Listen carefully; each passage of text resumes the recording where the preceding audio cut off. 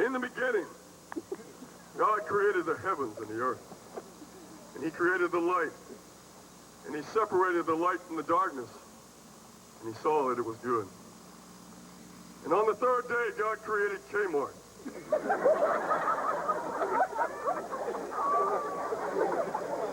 Then he created man in his own image, and from out of the man's wallet, he created woman.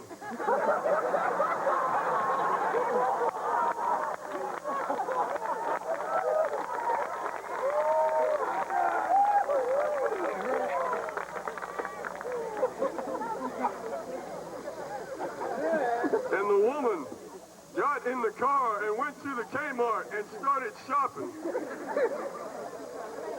Now, you may not remember your biblical history exactly in that order, but that is the way that I see it. In the beginning was Kmart. We live in a world where there's plenty of marts to go around. There's Walmarts and Stein Marts and Pet Marts and Monkey Marts. Kmart was the first of the great marts. When I was a small, tiny little child, my earliest memory was from Kmart. I remember somebody built this huge Kmart out on Route 29 north of Charlottesville. It was 50,000 cubits by 7 million cubits. I don't know how big a cubit is, but this place was awful big. Once the doors were opened up, there emitted this siren call that extended for thousands of miles around and attracted every woman within a given area to the open doors of the Kmart. It particularly proved attractive to a certain type of woman. These gigantic mountain women wearing yellow spandex breeches and black socks and green tennis shoes. They wore these little beanies on their heads. And they had a whole herd of little baby redneck children coming in behind them. Don't tell me you haven't seen them. Every Kmart is loaded down with them. I'm serious. And my mama, my grandmama, and all my aunts were also affected in the same way. And every Saturday morning, my mama would pack us up, and we would go to the Kmart. She would buy 2 or 3 items like some toothbrushes and combs or something, and then we would spend the rest of the day just wandering around inside the Kmart.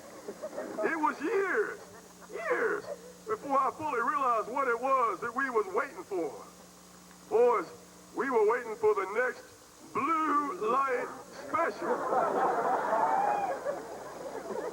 You'd be standing there, and all of a sudden these little lights on the top of each of the counters would start whirling all around, and you'd see a beautiful blue light. And then this voice would descend from the ceiling. Ladies and gentlemen, for the next 28 seconds, over in the hardware section, you can now buy yourself 4 20-pound sledgehammers, and you get the 5th one free. A gigantic stampede of big old stinking mountain women would go charging for the hardware section. They would just about kill themselves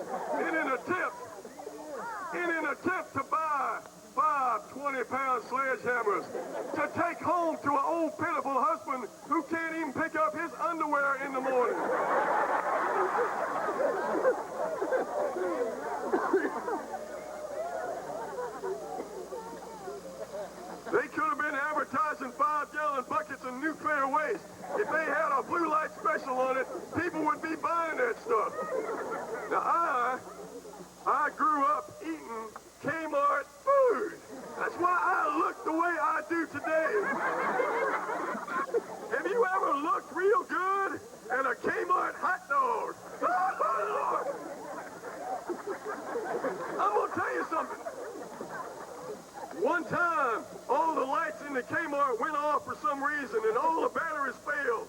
But the store was illuminated by them Kmart hot dogs in the back of the area. They glowed in the dark. They were the reddest hot dogs I have ever seen in my life. It was a red you can't even describe. It was like something that had come flying down from Mars. And when you ate them and you swallowed the whole thing, you got to taste it for 2 or 3 days afterward. It sort of stayed there in your throat. If you had enough money, you could wash it down with one of these nasty blue snow cones. They weren't just blue, they were iridescent blue, and your little lips would be stained blue for weeks afterwards. If you still had any appetite left, you could get yourself a bucket load of Kmart popcorn. This was the yellowest popcorn I have ever seen in my life.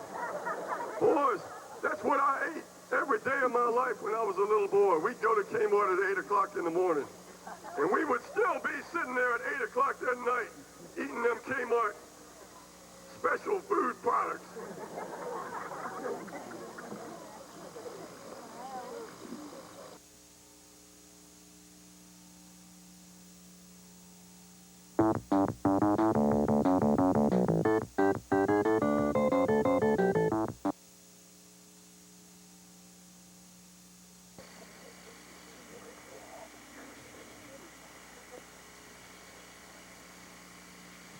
It is rather amazing to me that any children live to be more than 5 or 6 years of age. How do they do it? How do we do it? How does anybody live past that point in time when they're willing to do anything, eat anything, jump off of anything? When I was a little boy, my baby brothers and I used to engage in a constant and continual variety of dangerous and even deadly activities.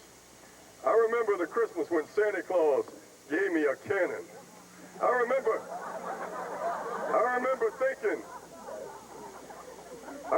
thinking that maybe Santa Claus had done been taking some sort of serious mind-altering medication, or maybe had done been drinking vast quantities of grain alcohol to be given no 5-year-old boy a fully functional cannon. You got to understand, this was no mere toy cannon. This was a genuine reproduction. Civil War, 50 caliber, black powder, blow off your little bitty damn head if you don't know what you're doing. Cannon!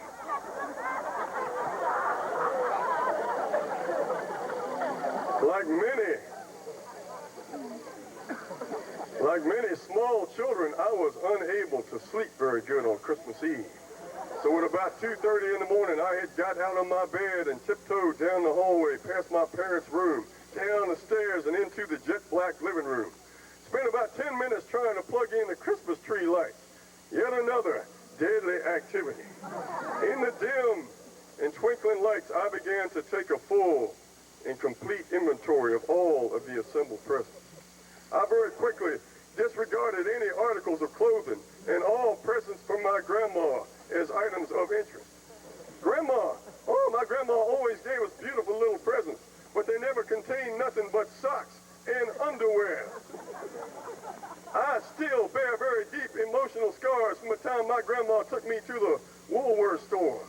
I was playing with the little turtles in the pet section when suddenly I heard my grandma screech out in that ungodly voice of hers. She said, "Nathan, get over here and try on this underwear." Totally destroyed my little boy's sense of well-being. To this day, I don't wear no doggone underwear. I was looking around underneath the Christmas tree, digging a little tunnel, looking for anything of interest, when all of a sudden, I came face to face with the little cannon. From a distance of 3 or 4 inches, it looked like one of the big guns on the USS Missouri. I cleared myself a little space to work, and I pulled the little cannon onto my breast, and I held it like a mother holds a child. For the first time in my life, I had a weapon of mass destruction in my hands. Thank you, Santa Claus!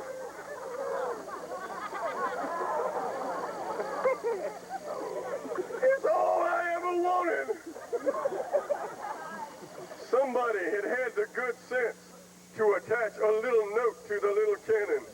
And even though I was only 5.5 years old, it showed me all of the little instructions on how to make the little cannon go boom.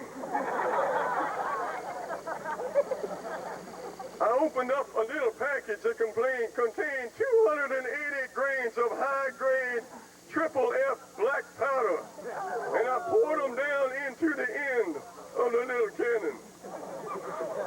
Took a little while. It was a lot of powder.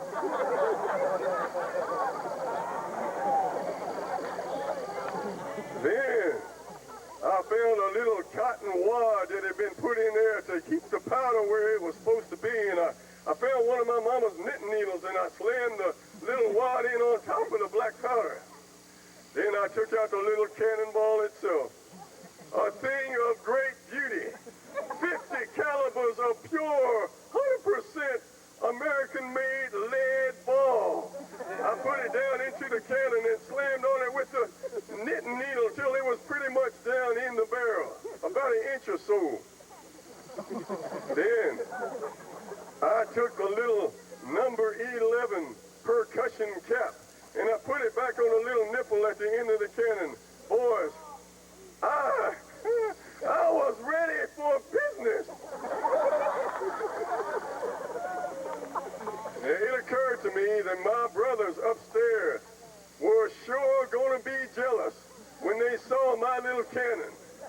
And I decided it would sure be a good idea to take the little cannon upstairs and share the first little explosion with my little brother.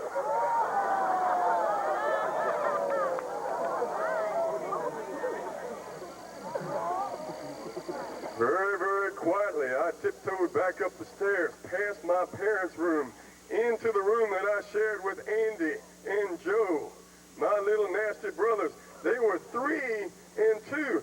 Andy was sleeping. Andy was sleeping the angelic sleep of a child whose life has never known major trauma. That was about to change. I closed the door real quietly because I did not want to wake my parents.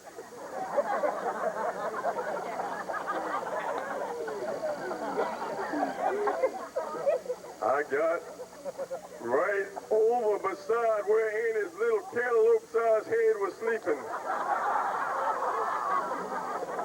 And I looked at him. I figured, what better way to wake up on Christmas morning than with a little cannon in your ear?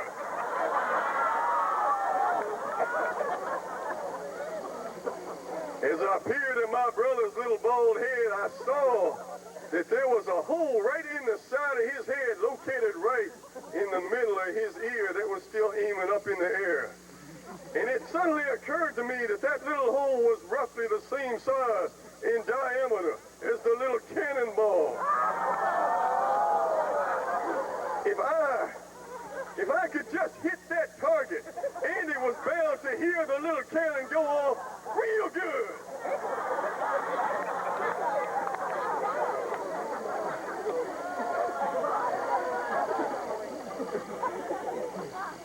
I got about 9.5 inches away from my brother's head, and I pulled back the little hammer on the nipple. And I got real steady and aimed at it. But suddenly it occurred to me that I have never shot this cannon. I'd like to see how far the little cannon would shoot. So at the last second, I got a little bit of common sense, and I turned the cannon across the room over there toward where my mama's antique chest of drawers was sitting. It had come over on the Mayflower, at least that's what she told me. Found out later she bought it at Sears, but that don't matter none.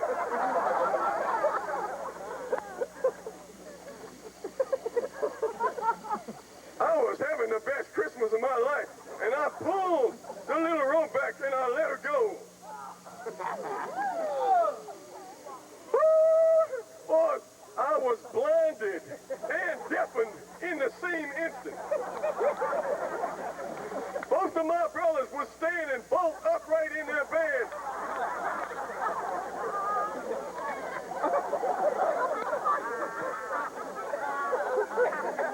Buck naked and screaming for God to come and take them home.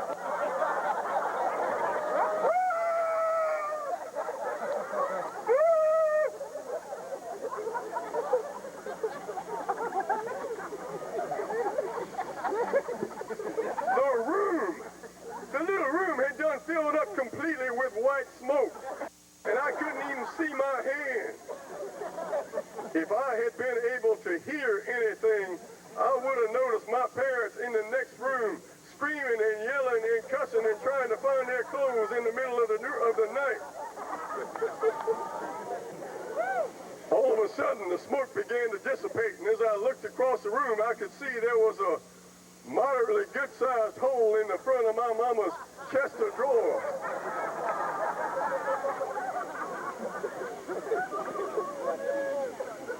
As I looked through the chest of drawers, I could see there was an even bigger hole in the back of the chest of drawers, big enough to put an NBA basketball through. The little cannonball had done continued on its journey right through the side of the old frame house we used to live in. Then it had clipped off the top of my daddy's favorite cherry tree in the yard. I was somewhat relieved I had not actually aimed the little bullet at my brother's earlobe. Certainly, I was brought back to reality by the sight of my daddy charging into the room at a high rate of speed. In all the confusion, he had accidentally done put on a pair of my mama's underwear.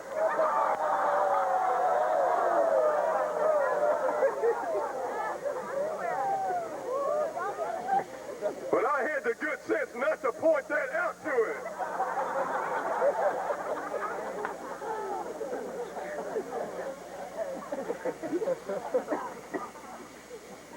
The next couple hours of my life is a little bit hazy. I don't remember it real good. All I know for sure is that the little cannon was no longer under the tree the next morning. I have never seen it since. I often think about the little cannon. I do remember about 2 months after that horrible incident,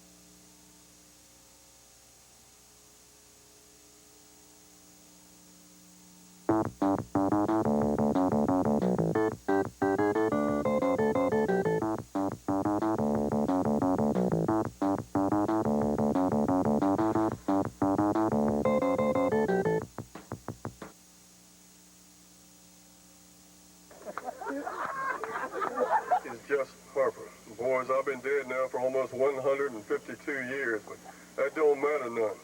I have come here tonight to tell you all about the Old West and how it used to be back in the early 1800s when I was a boy. You see, my daddy was a three-legged Texas pig farmer.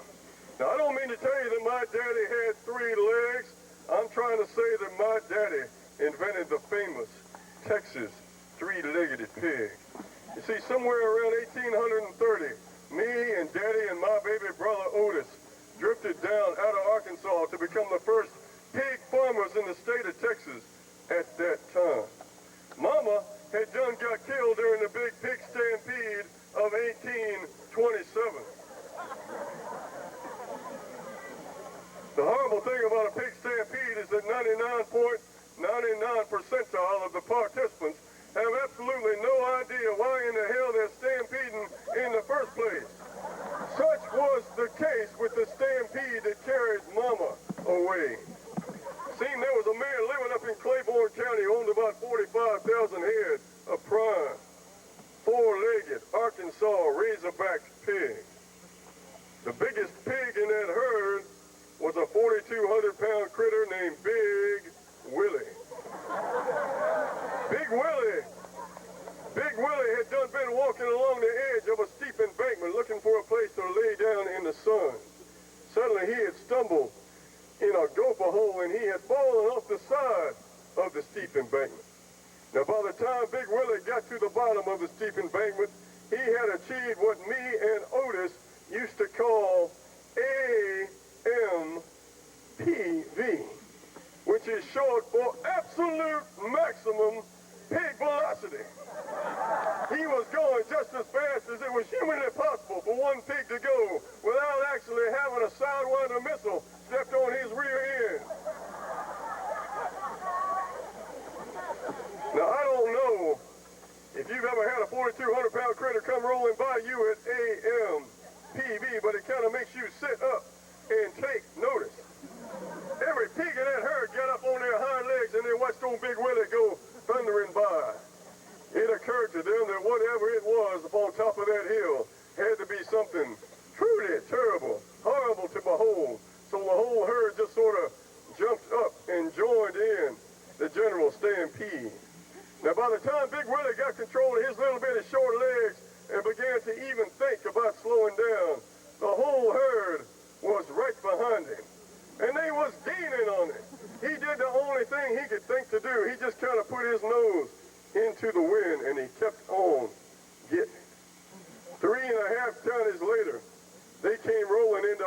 pitiful homestead. Me and Daddy and Otis, we saw the big cloud of dust coming from about a mile away, and we climbed up to the very top of the old cottonwood tree out near the chicken pen, 90 feet straight off in the ground. Off to the north, as far as we could see, was nothing but pork chops and bacon coming at us at high speed. Suddenly, we looked down into the yard, and there was Mama. She was hanging out our pitiful laundry on the little line that Daddy had put from the house to the chicken pen. She couldn't see the big cloud of dust because her view was partially obstructed by a pair of Daddy's long, red, holy underwear. Now, I don't mean to tell you that my daddy's underwear was religious. I'm trying to say that my daddy's underwear was well ventilated. Mama! Mama! Pig stampede, Mama! Get up a tree, Mama! Pig stampede, Mama! Get up a tree! Mama was very hard of hearing. She kind of turned around and she held out her little pitiful arms, and she looked at us up in the tree. Never wondered what in the devil we was doing up there in the first place. And she said, "A present for me, a present for me." Mama thought that for the first time in history, me and Daddy and Otis had done gone out to the general store and bought her a store-bought present for her impending birthday. She was completely mistaken, but it was the happiest 8 seconds of my mama's life. About that time, old Big Willie came busting through the clothesline, carrying off Daddy's religious underwear. And Mama was, for the next 2 hours, we watched as pigs of every size, shape, and religious denomination went streaming through our yard. Finally, when it was all over, me and Otis went screaming down out of that tree to find any part of our mama that we could recover. We thought that Daddy was right behind us. Suddenly, we looked back up in the tree, and there was Daddy. He was hanging on by only the ends of his fingertips from the uppermost branch of the old cottonwood tree. Every major muscle in the man's body, every primary organ he possessed, had done seized up into a violent, primary, Arkansas, full-body cramp. He couldn't go up, and he sure could not get down without some sort of substantial assistance from me and Otis. Me and Otis came up with a brilliant plan in about 4 seconds. I sent Otis out to the little tool shed behind the chicken pen. I told him to get about 350 feet of heavy-duty manila rope. Then I ran out to the back pasture to gather up them 2 old mules that Daddy kept chained up there to the fence post. As you might imagine, them mules was a little bit riled up, what with all that pig stampeding. Took me a while to get them together. By the time I got back to the house, Otis had done already scampered up in the tree. He had taken one end of the rope, and around Daddy's left-handed leg, he tied a big old overhanded Otis nut. He'd taken the other end of the rope, and around Daddy's other leg, he had tied a big old triple underhanded Otis nut. Otis knot is a knot that only Otis can tie. But if you make the mistake of putting a little bit of pressure on that thing, it'll take an act of God, an act of Congress, and a presidential proclamation to untie the darn thing. Otis threw the body of the rope out of the tree, and it landed at my feet. I took my little tomahawk and I cut it dead in 2 at the middle. Then I tied one end of that rope around the rear leg of old Tommy, 880 pounds, mean, nasty Arkansas mule. Tied the other end around the rear leg of old Bessie, 942 pounds, irritated, nasty Arkansas mule. Then Otis came scampering down out of the tree. We got right in between them mules, and we looked back up at Daddy. He was hanging up there like some sort of shriveled up Christmas ornament with extension cords hanging off his legs. Get ready, Daddy!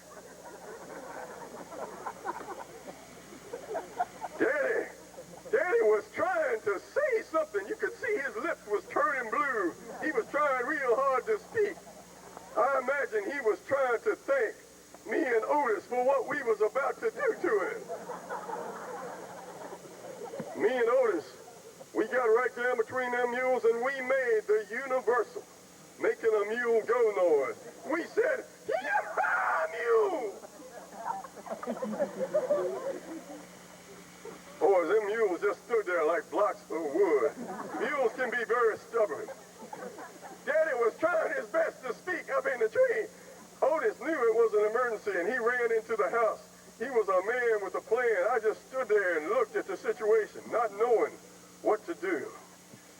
2 minutes later, Otis came charging out.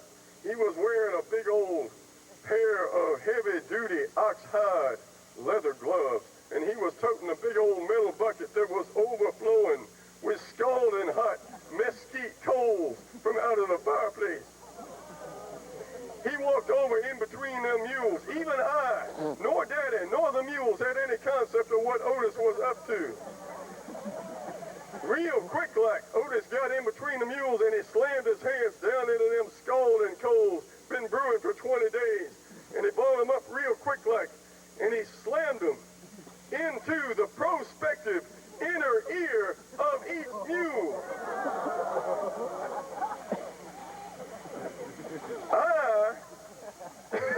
I got ready to make the universal making a mule go noise, but it weren't necessary. Them damn mules lit out of there like they had someplace important to go. We looked up in the air just in time to see Daddy come sailing over our heads about 90 feet off of the ground. He was still holding on to the upper 1/3 of the old cottonwood tree. Daddy!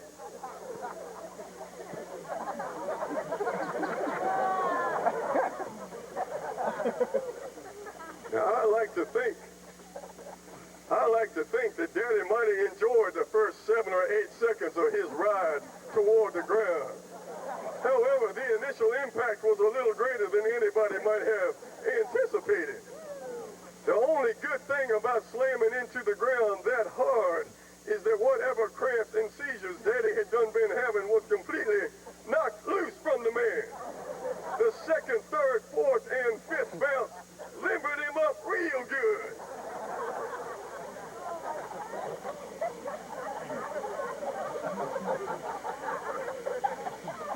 Not only had Daddy come flying down out of the sky at a very impressive rate of speed, but now he was beginning to move forward at an equally great rate of speed.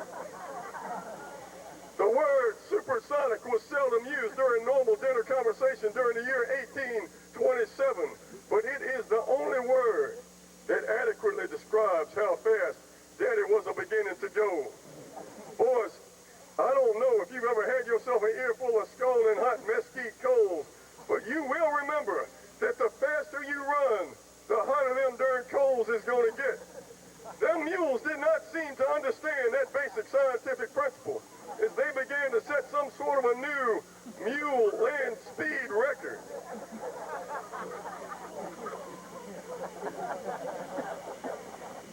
For the next 11 hours, me and Otis stood there and watched as Daddy plowed up the back 42 acres, using nothing but them 2 mules in his rear end.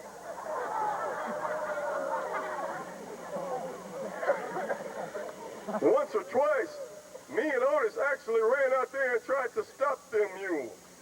Boys, a mule is going to stand still and let you slam his ears full of hot scalding coals one time. After that, you're going to be lucky to get within 600 miles of the critter. Such was the case with the mules that was helping Daddy with the spring plowing. Every once in a while, we could see Daddy lean up into what had to be the world's most painful sit-up. He was out there in the field just clawing and scratching at them darn Otis nuts. However, them Otis nuts had done seized up to where they had the same breaking strength as high-grade titanium steel. Eventually, Daddy just gave up and kept on plowing. About 7 or 8 hours into the ordeal, it occurred to me that it sure was a good thing that we had taught them mules to work as a team. Why, if them darn mules had decided to go in opposite directions for whatever the reason, I can't imagine how Daddy might have handled that situation.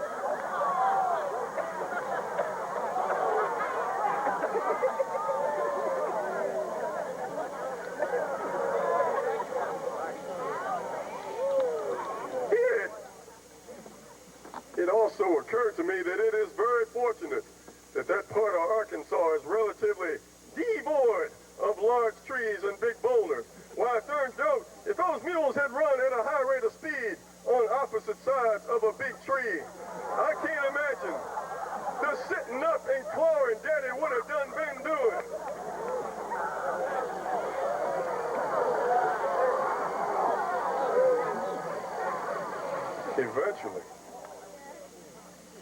Eventually, them mules and them coals and my daddy all burnt out.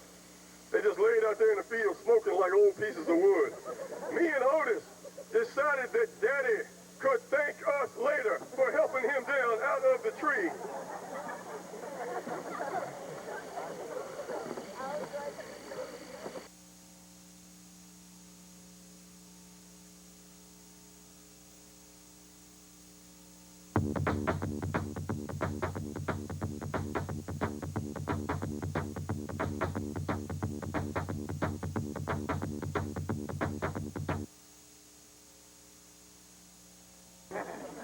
I do remember about 2 months after that horrible incident, my daddy took us up to Montebello up on the Blue Ridge Parkway. Took us to the old trout hatchery up above Crabtree Falls. Oh, one of my favorite places on the earth. My parents used to give us each a nickel, and we could go over to a little machine and you could buy yourself a handful of trout food. And you go about 20 feet and there was a series of concrete pools that held millions and thousands of little trout. And if you threw your food in there, they'd just go into a crazy fit and frenzy feeding on the little pellets. My parents felt that the facility was pretty safe, so they'd give us pretty free run. Andy and I would go buy our trout food, and we would go over and we'd throw it immediately into the pool and just watch the activity. But my brother Joe, he's a strange little individual. Joe would drop one little pellet in the water about every 20 minutes. He was aggravated. It was planned to make me and the trout extremely aggravated. He knew he was on my nerves.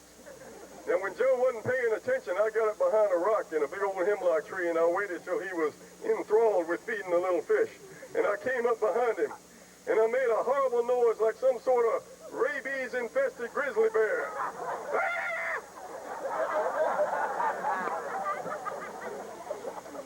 It was my plan to make Joe drop the food into the pool in a normal manner. I was not prepared to see Joe levitate himself 8 feet into the air and land in the middle of the pool.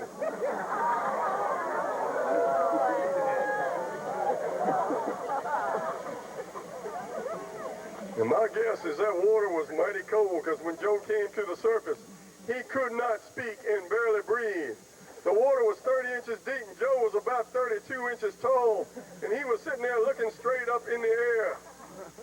And I think he just forgot where he was and what he was doing, because suddenly he let go of that big handful of trout food in his hand.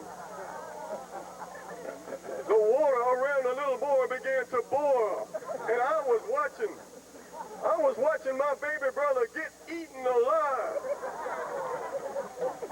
And as entertaining as that was, I figured maybe I had better notify one of my parental units up on the hill. I said, "Mama, come on over here and look at this. You don't get to see this every day."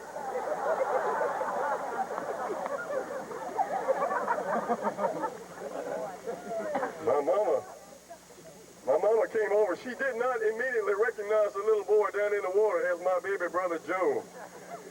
All of a sudden, she realized what was going on, and I turned around to say something about it not being my fault when I was surprised to see my mama come sailing over my head, and she did a giant belly flop into the pool.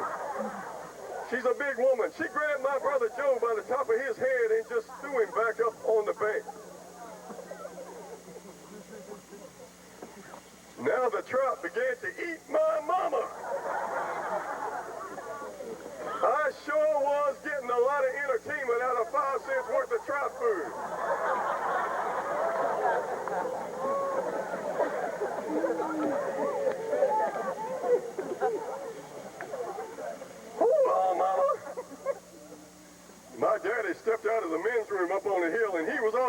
somewhat surprised to see his young wife standing in the middle of the Virginia State trout hatchery, pulling the heads off a little rainbow trout.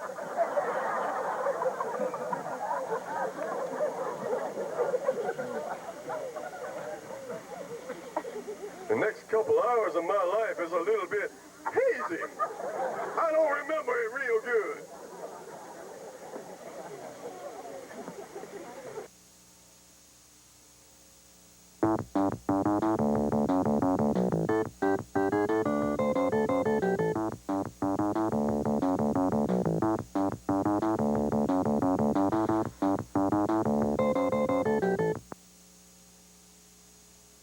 Used to be a strange little boy.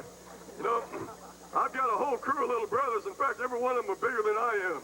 And when I was a little boy, when my mama put something on the table, there were very little leftovers. But Joe was a strange little child. I remember one day my daddy was cooking Brunswick stew, and he invited the entire neighborhood. And people came from miles around to enjoy some of my daddy's terrible stew. Andy, my brother Andy and I were sitting there, and we had gotten well away from the adults, and we were standing over beside the old fence in the backyard. Andy and I were just little bitty boys, maybe 5 or 6 years old, and Joe was just a little toddling infant, probably 1.5, maybe 2. Andy and I were staying happy by picking up little rocks on the ground, and we would throw the little rocks up and over the fence. We couldn't see what was on the other side. We did that for about a half an hour or so until we finally became bored. Finally, we saw the biggest rock in the backyard. It was a rock the size of the rock of Gibraltar. And Andy and I bent down, and we picked up that rock. And we thought about how in the world are we going to get that rock over the fence. We started working, and we got some levers under it and rigged up some pulleys. In the meantime, my little sweet brother Joe had done seen the rocks raining down from the heavens. And being the curious child that he is, he came over to stage our closer investigation.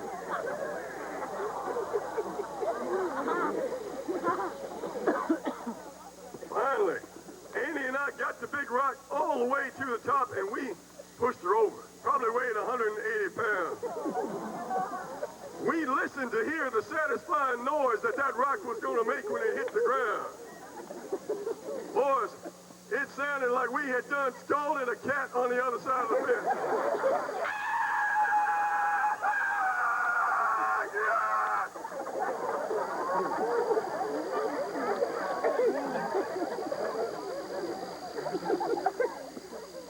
Andy and I were remarkably uncurious about what had made the noise on the other side of the fence.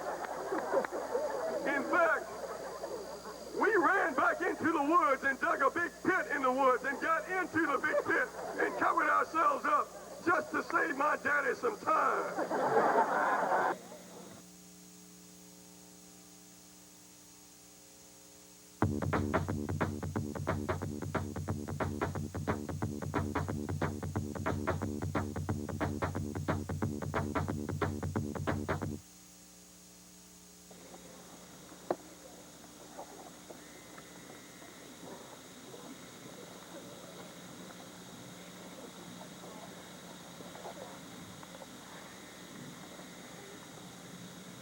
The frightening thing about what I'm about to do is that I have no concept of what I'm about to say, so we're just going to sort of hold on for the ride. In 1960, my daddy announced while we were sitting at the dinner table that he was going to go out that evening and buy a new car. My mother looked him in the eyes and said, "I hope, for God's sakes, that for the first time in your life, you're going to buy something nice." That evening, my daddy came back home with a wooden car. He had gone out and bought a car that had so much wood on it, it was actually called a Woody. Now, you think I'm making this up, but that's exactly what it was. It looked like somebody had taken a redwood tree and cut it down the middle and put one half of the redwood tree on one side of the car, and the other half of the redwood tree was glued on the other side. This car was designed that if you ever got broken down in a wilderness area, you could disassemble the car and build yourself a log cabin out of it. And you you would still have enough firewood to last you for 6 months. When help found you in the spring, if there was a good mechanic in the group, you could go ahead and disassemble the log cabin and build yourself a car. Every week during the summer, my parents would pack us into the wooden car and we would go off on these long, interminable trips all over the country. We had no known destination. Gas was cheap and we just got in the car and drove around. When my parents took a trip, it was their personal philosophy that we would never make a stop for any reason, shape, or form. They loved to just kind of eat up highway. This was back during the days before the interstate, so we'd be riding down roads like old 250. Myself and my 4 brothers would be sitting in the back seat, strapped into our little wooden seat belts, and we would just sort of be sitting there contemplating our fate. I would begin to notice an ever-growing pressure on the inside, outside, and all around my bladder as I saw nothing but endless highways stretched out ahead of me. Finally, it got so bad I had to say something. I said, "Mama, I do believe I has got to go to the bathroom." She said, "Wait until we get to Kentucky." I said, "Mama, we're in Lynchburg. Kentucky is 600 miles away. I'm not going to make Kentucky." She said, "Okay, boy. Shut up, sit down. Here's a RC Cola bottle. What I want you to do is to get in the very back of the station wagon and fill this RC Cola bottle for me." Now, I don't know about you, but if you have ever tried to sit in the back of a wooden car and hit a RC Cola bottle at 65 miles per hour on a bumpy country road, boys, I'm going to tell you what, I had more pee in my shoe than I did in that RC Cola bottle.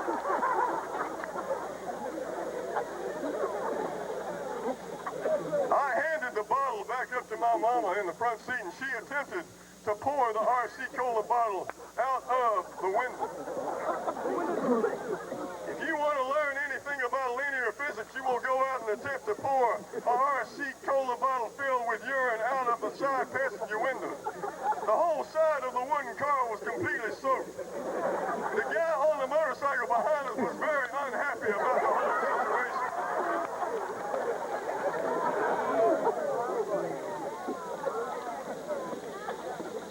The other known law of physics is that when one little boy in a car needs to go to a bathroom, every little boy in the immediate vicinity has the same problem.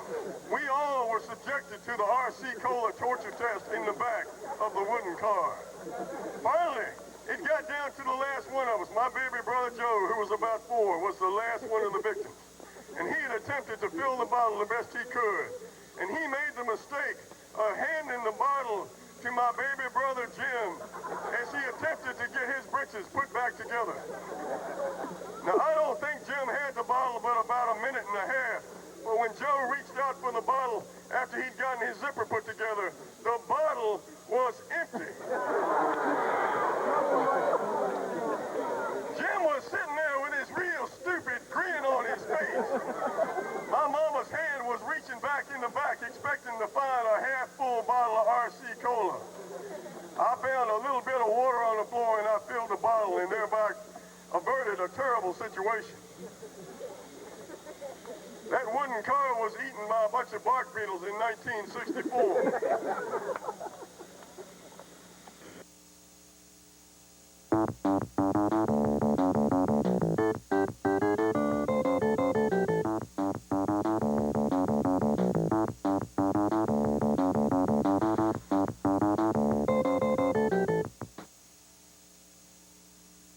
Little mouse named Timmy Mouse.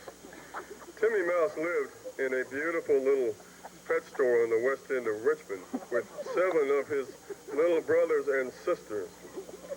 Every day he and his little brothers would play wonderful games. They would recreate theatrical productions and they would play in the exercise wheel and they would go to the little Walmart in the corner of the store. Sometimes they would go to Mouse Church and sometimes they would go to Mouse School. All together their lives were fulfilling and wonderful. One day, a bad man came into the pet store where Timmy lived. His name was Dale Shelton. He was the bad program director from which is in Goodsland, Virginia. Dale had been sent to the store to buy 8 mice to feed to the black snakes at the nature center. Dale walked up to the little cage and said, "I am going to take you little mice on a trip." Timmy and his little family were overjoyed. They had never had the opportunity to go on a vacation. Dale walked up to the little girl behind the counter and said, "I would like to buy the 8 little mice in the cage." The girl could see that he was an unscrupulous individual, and she looked at him very carefully and said, "What do you plan to do with these little mice?" Dale said, "I am going to love them and squeeze them and love them forever and ever." Dale lied to the little girl behind the counter, just as Dale has probably been lying to little girls for many years.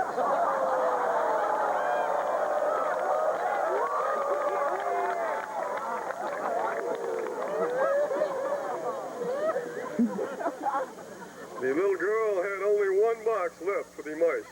It was a box that clearly said maximum capacity for normal-sized mice.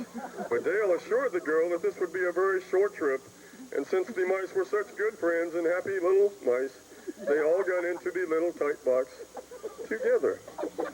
Then Dale put them in the back seat, and he drove to Willow Lawn Shopping Center. He had a long list of things he had to acquire from the store, and he had to do a certain amount of personal banking. So Dale put the little mice in the back seat and forgot about them for the next 4.5 hours. Now, Dale was riding in the camp director's new car, and since he did not want someone to steal the camp director's new car, he had rolled the windows all the way to the very top. On the trip all the way over to Willow Lawn, he had the air conditioning on, and the little mice were complaining how cold it was inside of the car. At the store, the girl had been nice enough to put a little hole in the top of the small container so the mice would have plenty of fresh air. The median temperature outside of the car was approximately 98 degrees, and it was parked in direct sunlight. Within a few minutes, the mice were not as cold as they had been a few minutes before.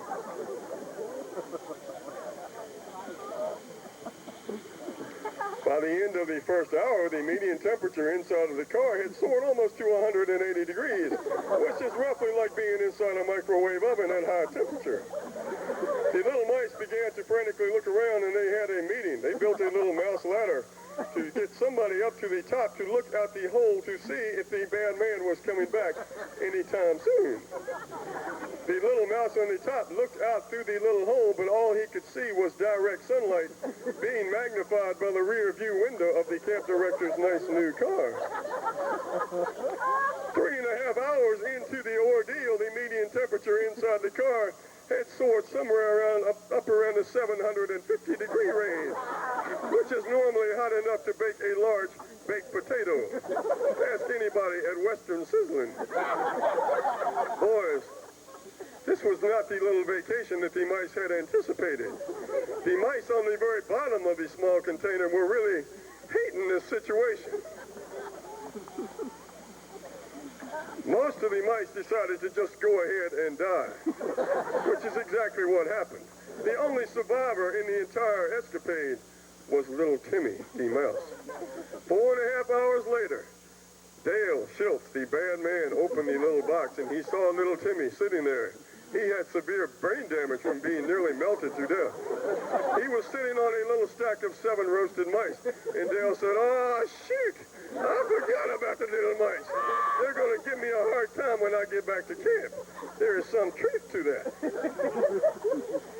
Dale took the mice to the nature center, and the next thing that Timmy knew, he had been dumped into a lodge with 6 ravenous large black snakes. Timmy immediately wobbled over to the nearest black snake and said, "Eat me, please eat me. You don't even have to squeeze me. I'm just about completely dead." So the snake did exactly that. The snake also ate all 7 of Timmy's little brothers and sisters, although he burned his mouth very badly on the first 4 mice. If you have never seen a snake begging for ice cubes, it's a horrible sight to see. There is no moral of this horrifyingly true story, but if you ever send Dale Schultz to buy you a live animal at the store, I do not highly recommend it.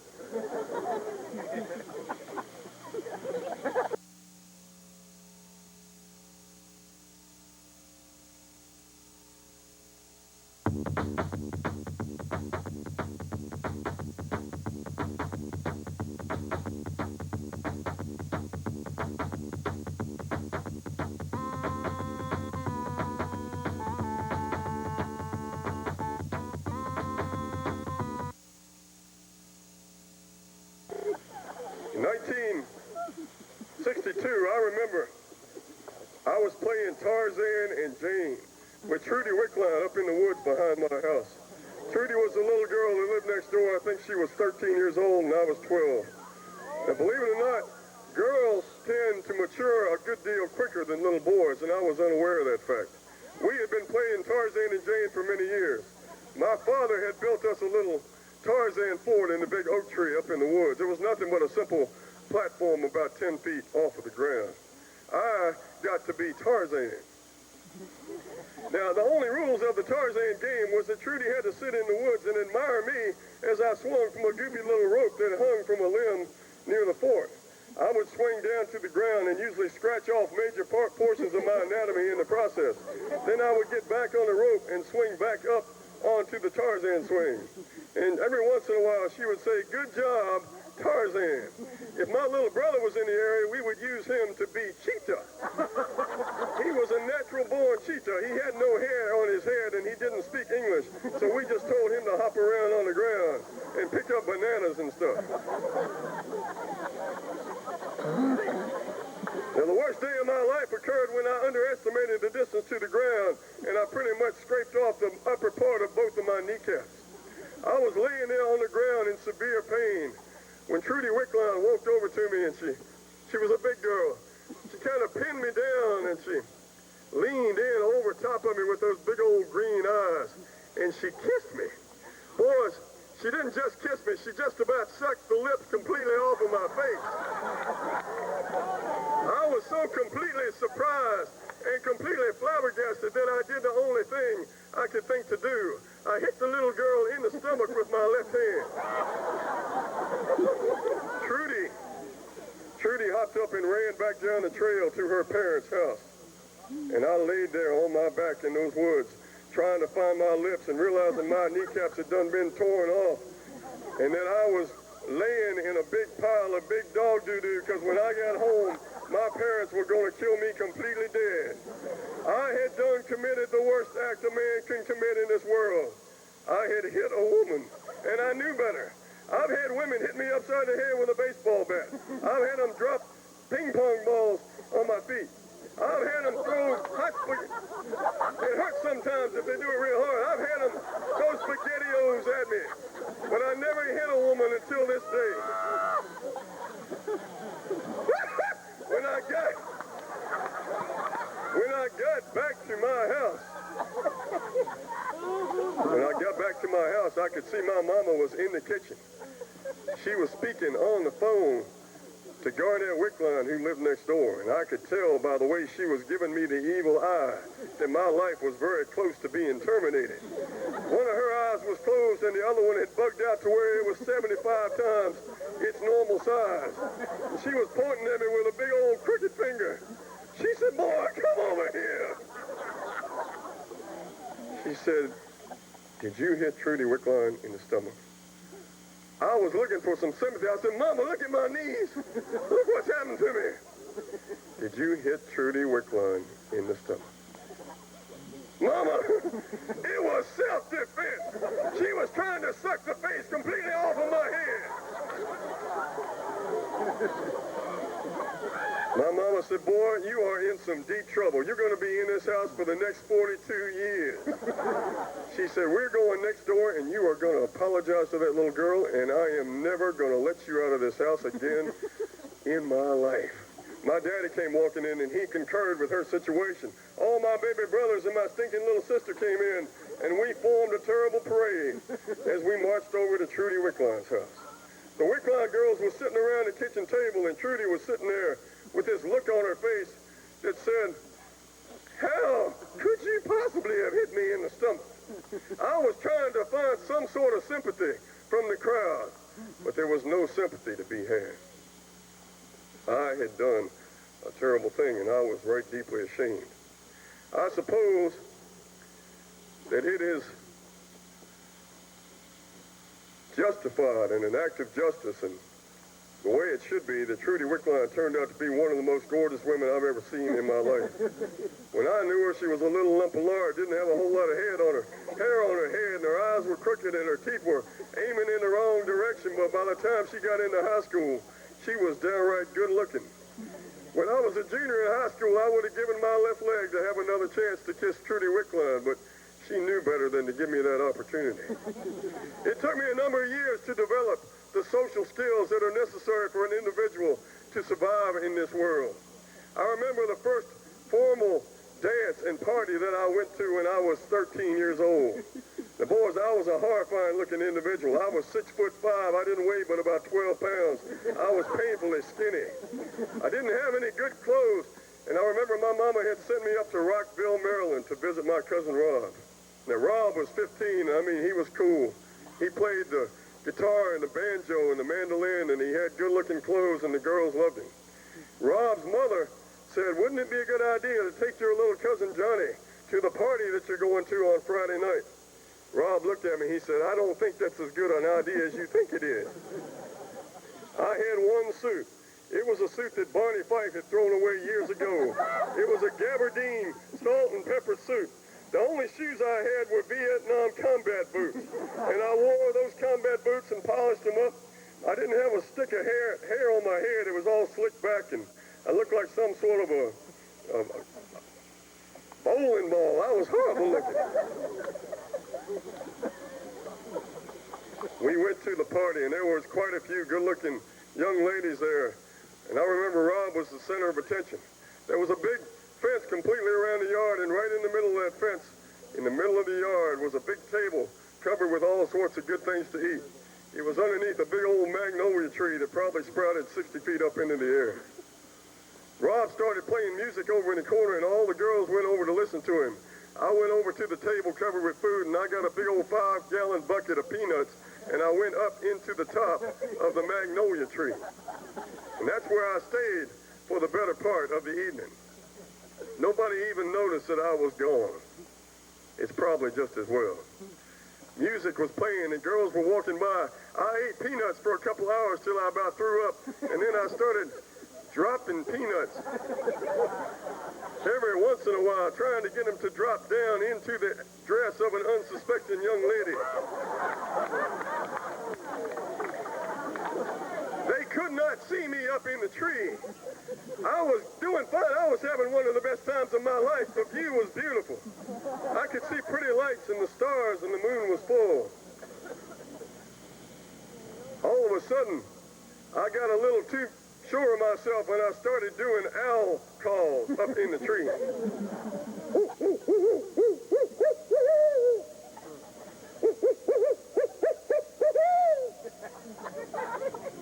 People were looking around. I was so good at it, they was convinced there was an owl up in the tree.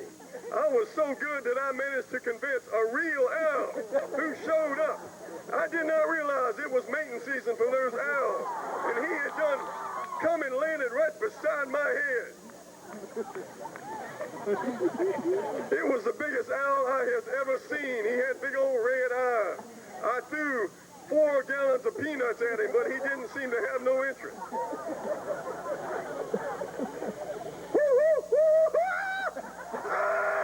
I came tearing down out of the tree, peanuts just flying all over me. The owl was right behind me. I was screaming for my life. Rob said, "What in the name of God are you doing to me?" It still remains one of the best memories of my terrible childhood. My cousin Rob has never spoken to me to this day. So the next time